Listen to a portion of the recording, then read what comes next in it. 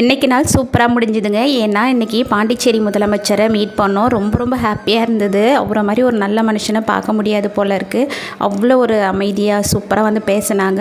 இன்றைக்கி வந்து குழந்தைங்கள வந்து வெளியில் கூட்டின்னு போகலான்ட்டு தான் கூட்டிகிட்டு போனோம். ஏன்னா நான் முன்னாடியே சொல்லியிருந்தேன், 2 பேர் எக்ஸாமில் வந்து அவங்க கிளாஸில் ஃபஸ்ட்டு ரேங்க் எடுத்து தான் கூட்டின்னு போகிறேன்னு சொன்னேன். அதுவும் 95க்கு மேலே எடுத்திங்கன்னா எல்லா சப்ஜெக்ட்லேயும் உங்களுக்கு பிடிச்ச மாதிரி கூட்டின்னு போயிட்டு 1 டே ஃபுல்லாக உங்களுக்காக ஸ்பெண்ட் பண்ணுறோம் அப்படின்னு சொல்லியிருந்தோமா. அதனால் ஜாலியாக வந்து இன்றைக்கி கூட்டிகிட்டு போயிட்டோம்.